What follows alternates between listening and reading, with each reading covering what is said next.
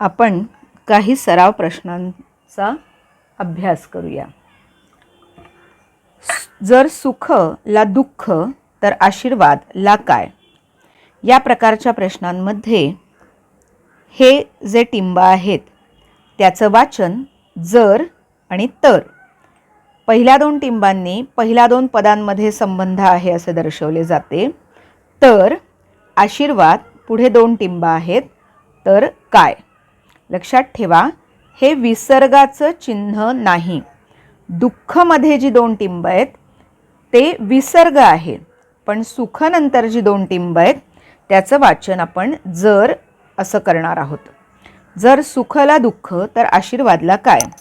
समसंबंधच्या प्रश्नांमध्ये पहिल्या दोन पदांमध्ये जो संबंध असतो तोच संबंध आपल्याला तिसऱ्या आणि चौथ्या पदामध्ये ठेवायचा असतो। मग सुख आणि दुःख हे एकमेकांचे विरुद्ध अर्थाचे शब्द आहेत, म्हणजेच आशीर्वादचा विरुद्ध अर्थाचा शब्द आपल्याला शोधायचा आहे। पर्याय आहेत।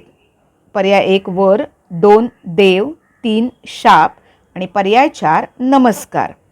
मग आशीर्वादचा योग्य विरुद्ध अर्थाचा शब्द आहे शाप। आशीर्वाद शाप पर्याय क्रमांक 3। उदाहरण पुढचं, जर माय माय माऊली तर मीठ काय? पर्याय तिखट मीठ, मीठ खारट, मीठ साखर, मीठ भाकर। आता माय आणि माय माऊली याच्यामध्ये असा संबंध आहे की मायच्या पुढे माऊली हा शब्द जोडून जोड शब्द बनलेला आहे, म्हणजेच आपल्याला मीठच्या पुढे एखादा शब्द जोडून जोड शब्द तयार झालेला हवा आहे। मग आता मीठच्या पुढे जोडायचं आहे, त्यामुळे पर्याय 1 जो आहे तिखट मीठ हा बाद होणार, कारण त्यात तिखट हा मिठाच्या आधी जोडलेला शब्द आहे। मीठ खारट, मीठ साखर आणि मीठ भाकर याच्यामध्ये मीठ खारट मीठ साखर असे आपण काही म्हणत नाही, तर योग्य जोड शब्द आहे मीठ भाकर। म्हणून जर माय माय माऊली तर मीठ पर्याय क्रमांक 4 मीठ भाकर। जर काळा कावळा तर हिरवा काय? गवत, पतंग, पोपट, कबूतर असे 4 पर्याय दिलेले आहेत। मग आता हिरवं गवतही असतं, हिरवा पतंगही असतो, कारण पतंग वेगवेगळ्या रंगाचे असतात, पोपटही हिरवा असतो, कबूतर मात्र हिरवे नाही, त्यामुळे पर्याय 4 हा आपण चा विचार करणार नाही। मग आता पहिल्या दोन पदांमध्ये काय संबंध आहे तर काळा कावळा म्हणजेच काळ्या रंगाचा पक्षी आहे कावळा। मग म्हणून आपल्याला हिरव्या रंगाचा पक्षाशी संबंध जोडायचा आहे, म्हणून मग योग्य उत्तर येईल हिरवा पोपट। जर काळा कावळा तर हिरवा पोपट असा समसंबंध लागेल। बर्फ जर घनरूप तर वाफ काय? द्रवरूप, घनरूप, दमट, वायुरूप। बर्फ हे घनरूप आहे, म्हणजेच पाणी हे द्रवरूपात असतं। बर्फ पाणी जेव्हा आपण गोठवतो त्याला थंडावा देतो तेव्हा त्याचा बर्फ तयार होतो, त्याला पाण्याचं घनरूप म्हणतात। आणि जेव्हा पाणी आपण उष्णता देऊन उकळतो तेव्हा त्या पाण्यातून वाफ बाहेर पडते। मग वाफ हे पाण्याचं कोणतं रूप येणार आहे तर वायुरूप हा पर्याय योग्य आहे, कारण द्रवरूप पाणी आहे, घनरूप बर्फ आहे।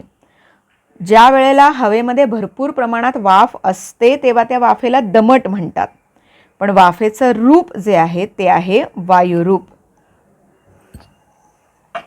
पुढचं आहे, विळी जर चिरणे तर कात्री काय? विळी हे स्वयंपाकघरातील एक साधन आहे ज्यावर आपण भाजी चिरतो, चिरण्याचं काम करतो। मग कात्री या साधनाने कोणतं काम करतात? कात्री हे साधन तुम्ही बरेचदा वापर होताना पाहिलेला आहे, तुम्ही स्वतःसुद्धा कार्यानुभवाच्या तासाला कागद, कापड, दोरा कापायला कात्री वापरली आहे, त्यामुळे तुम्हाला सगळ्यांना योग्य पर्याय माहिती आहे। पर्याय तरी एकदा वाचूया, किसणे, मोडणे, कापणे, भोक पाडणे। कात्रीचं योग्य वापर आहे कापणे। विळी जर चिरणे तर कात्री, कापणे.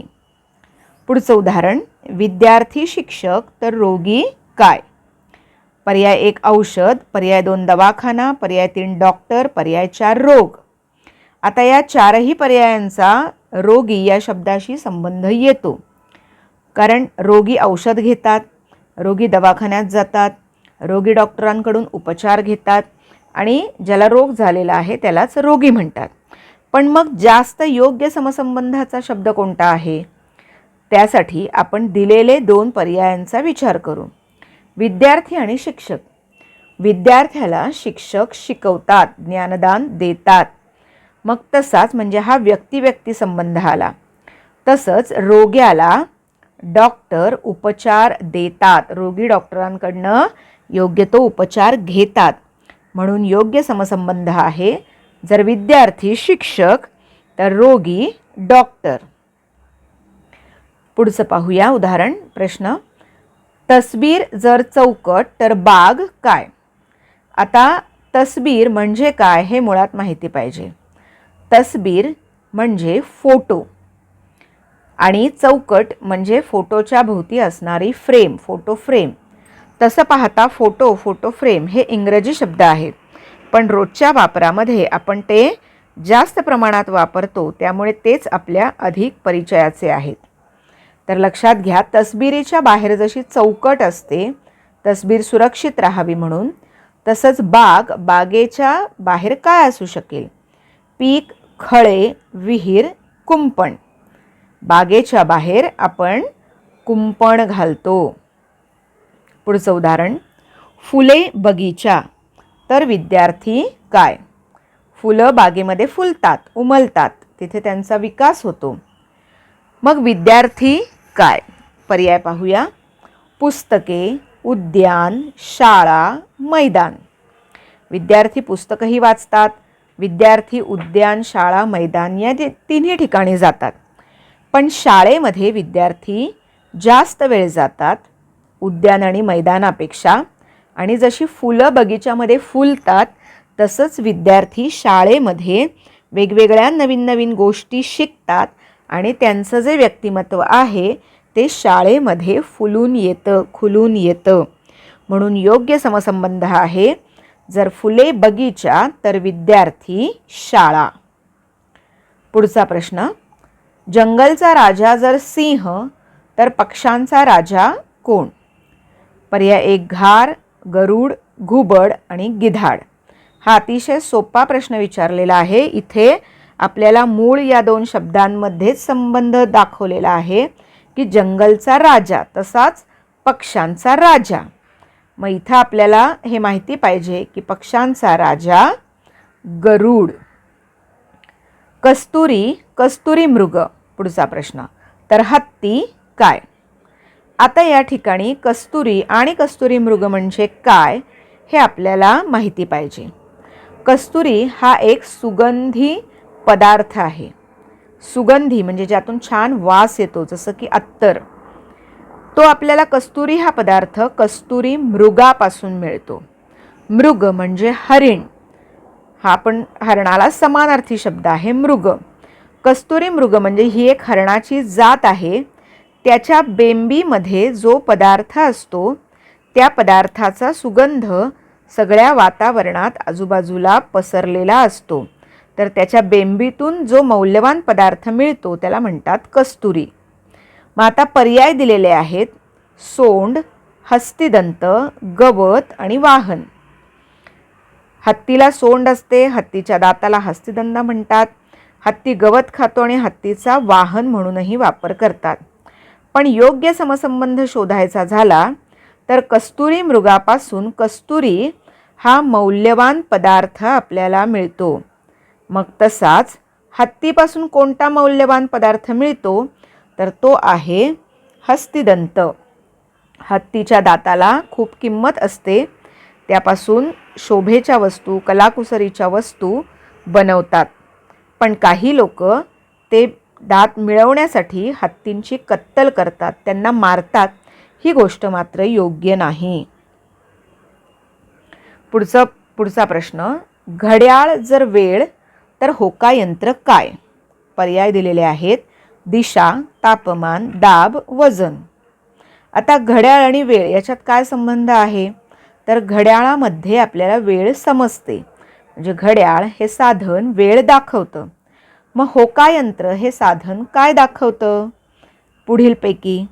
तर होकायंत्रामध्ये आपल्याला दिशा समजतात: पूर्व, पश्चिम, दक्षिण, उत्तर.